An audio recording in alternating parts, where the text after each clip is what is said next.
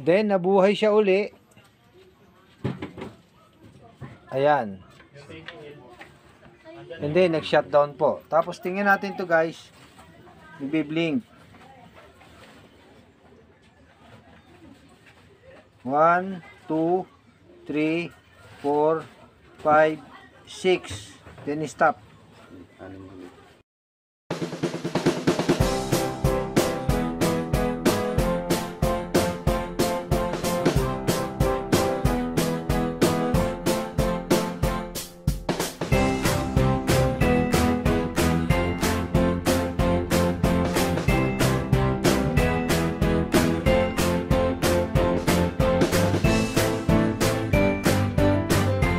Hello guys, magandang araw po sa inyong lahat at welcome po sa STOE channel. Ngayong araw po na ito ay may gagawin tayo na Sony LED TV. So ang sira po nito ay nag-on yung TV and then nagsha-shutdown. Kung hindi pa po kayo nakapag-subscribe sa ating channel ay paki-subscribe ang ating channel and then paki-like and share na rin po. At i-share po natin sa ating po mga kaibigan nang sa gayon ay makapag-share po tayo ng mga kaalaman na aming itinuturo dito sa aming channel. So samahan nyo ako ngayon guys sa araw na ito sa ating gagawing pag-repair ng Sony LED TV. So ayan guys, at bago tayo magsimula ay shout out po kay Bike Tayo. So isa po natin siyang subscriber na lagi pong nanonood sa ating mga videos. And then si Ma'am Monica Sandoval. So bago po natin siyang subscriber. So ito guys yung ating LED TV. So tingnan po natin. So ayan, nag-on po siya. Nabuhay ang TV and then nag-shutdown. And then nabuhay po uli. And then nag-shutdown. Then nabuhay siya uli. Ayan. And then nag-shutdown po. Tapos tingnan natin to guys. Nagbi-blink.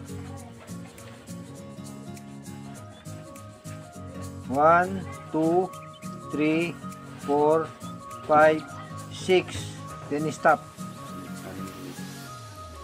1, 2, 3, 4, 5, 6. Then stop. So nakita natin guys na after na mag-shutdown siya ng 3 times. 3 times po siya nag-shutdown. Ngayon po nag-error na po siya. So anong nangyari? Nagbi-blink po yung LED natin ng 6 times. Then ang interval niya po ay 6 blink and then stop. 6 blink then stop. Okay. So ito pong error na ito guys ay amin pong sa amin pong experience, ang dahilan po ay ang backlight o kaya naman po ay ang LED driver ng ating TV.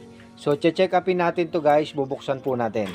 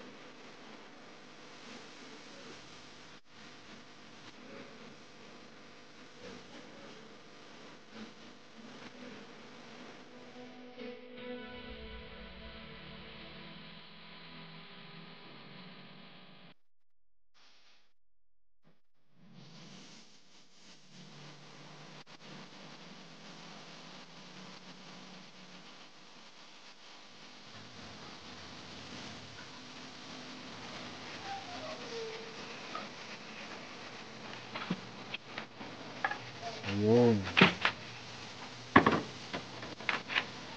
Okay. So, ganyan lang po kadali yung lock para matanggal natin.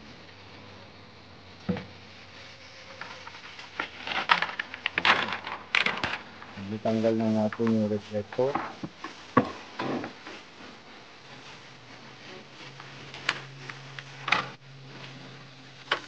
So, yan. Nakasuksok lang po yan dito, guys. At, tatanggalin din natin ang pagkakasuksok.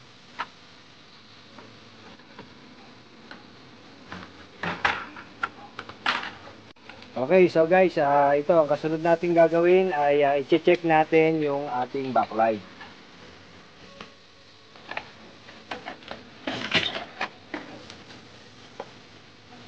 Yan. I-check natin, gagamit tayo ng backlight tester. So, itong backlight tester guys na ginagamit po natin ay available po ito online. So, meron po siyang voltmeter. So, may-measure natin kung ilan po ang voltahe ng bawat strip. Ito po yung tinatawag na strip. Kada isa po nito ay ang tawag po ay LED strip. So, ayan guys, nakakita natin, lahat po ng ilaw ay iniilaw. Okay? Dito po ay umiilaw din po. Lahat. Then, yung pangatlong strip, meron pong isang pundi. Okay? So, tingnan natin guys, 20.5 ang reading ng unang strip. Then, yung pangalawa ay 20.5. And then, itong pangatlong strip ay 31 ang voltahe. So, Sony po kasi ito guys, napaka-sensitive po ng LED driver ng Sony. Magkaroon lang po ng difference guys na 0.1 or 0.2 voltage dun sa difference ng ating backlight, magsha-shutdown na po yung ating TV. Yan po, ganyan po ka-sensitive ang Sony. Kaya kung makaka-encounter kayo guys na buo po yung lahat ng strip, o I mean buo lahat ng ilaw, pero pag ginamitan nyo ng ating LED tester at nagkaroon po ng difference na 0.1 o 0.2, kunwari po mineasure nyo po o tinesting nyo po itong unang strip, ang na-reading nyo po is 20.1, and then itong pangalawang strip 20.1, and then yung pangatlo 20.2. So meron po siyang 0.1 na difference. Enough na po yun para mag-shutdown po yung LED driver ng Sony. Then Sony, pag nag-shut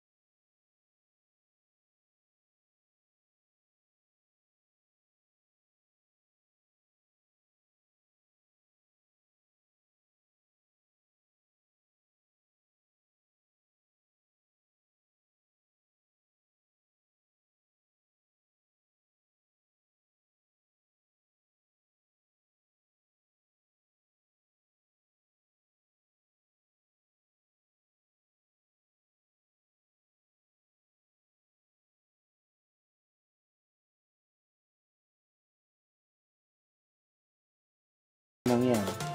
So yan po yung ikakabit natin dito.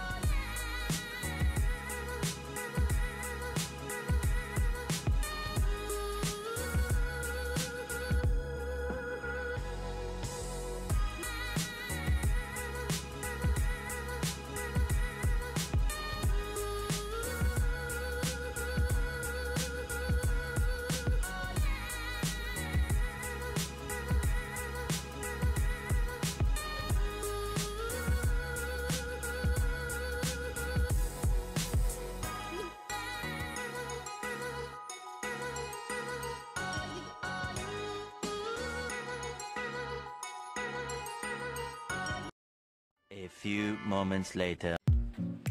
So ayan guys, at natapos na nating ilagay yung mga LED chips.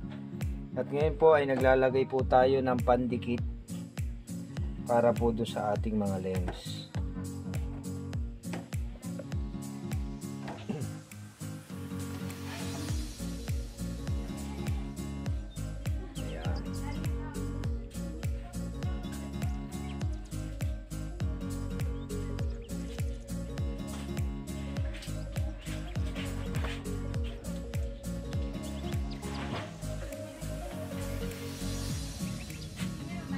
So, yung pong aming ginagamit na pandikit ay yung blue na B7000. Ito po yung glue na ginagamit sa pagkakabit ng tempered glass o ng touchscreen ng mga cellphone.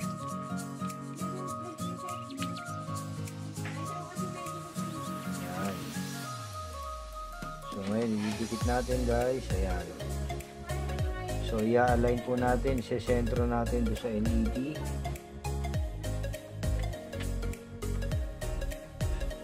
Dahil nga po ito ay may marking na, o yung may kulay itim.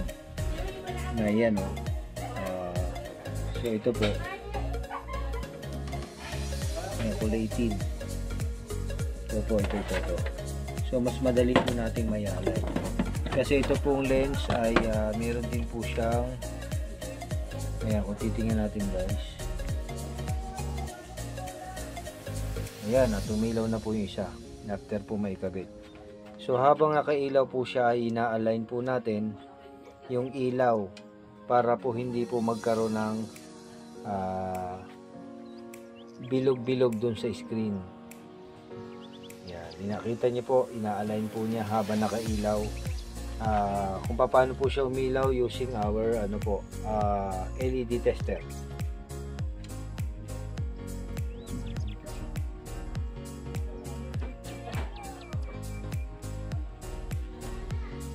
So ayan guys, dahil sa tapos na nga ho ay magpo-proceed na tayo sa mounting.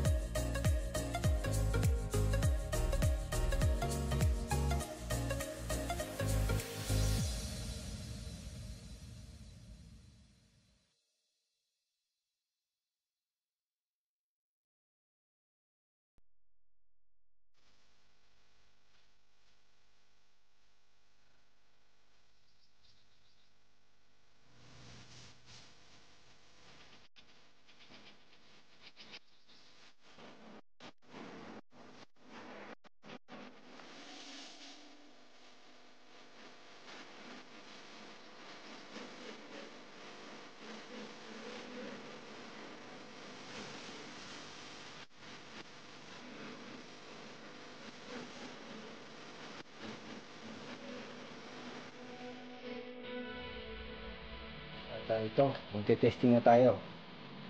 So ayan, at nakita natin na nabuhay na po yung TV.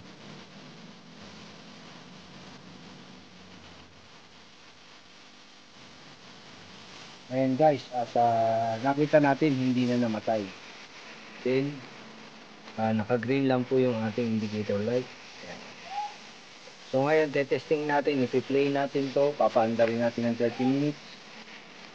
Titingnan natin kung hindi na po siya mamamatay. And then lalagyan muna natin ng cover. Okay guys, so dito na po tayo sa testing. Ito na po yung ating Sony na ginawa kanina. Ayan, Sony. Ayan, nakita natin guys na hindi na po siya namamatay. Okay, so maganda na po yung screen. Ito po TV po ito guys, kaya po medyo hindi clear yung picture. Pero makikita natin na maliwanag na po at hindi na nagsha-shutdown ang TV. Okay. Ayan. So kanina po kasi nung ating bago gawin itong TV, nakikita natin na pag power on niya, paglabas ng logo, and then maya magmamatay. So 3 times po yung mangyayari and then magbi-blinking.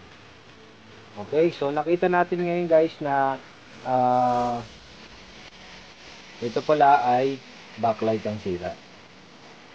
So yan guys, at nakita po natin na ang sira po ng ating TV na ginagawa ay backlight. Actually kaya po namin ginawa ang video na ito kasi dito po sa malalapit dito sa amin ay marami pa rin po ang nagkakamali. So, marami pa rin po ang mga nagre-repair ng TV na hanggang ngayon ay nagkakamali sila. Nadideclare nila na mainboard pero ang sira po nito ay backlight. So sana po ay nakapag-share po kami sa inyo ng kaunting kaalaman kung paano po nire-repair ang Sony na LED TV. Kasi sa lahat po ng mga brand ng TV ay isa po ang Sony sa pinakang sensitive ang kanyang system. Kumbaga sa ano guys, marami pong gwardiya ang MCU ng Sony. Pagka may problema ang panel, may problema po yung source board ng panel, at kung may problema po ang backlight, ang audio amplifier niya, ay magsha-shutdown po ito. Kaya po napakita ko sa inyo ngayong araw na ito guys, yung isang sira po ng Sony na nagsha-shutdown po yung TV, pero ang sira po niya ay backlight. So may mga encounter po kayo, nagpalit po kayo ng panel ng Sony, and then yung pong ipinalit yung panel ay same part number po, pareho-pareho po siya yung source board, pero po galing po yung panel sa ibang TV. Pag ikinabit nyo po sa Sony yan, magsha-shutdown din po ang power dahil po hindi po recognize ng MCU ng TV yung panel dahil galing nga po sa ibang brand ng TV.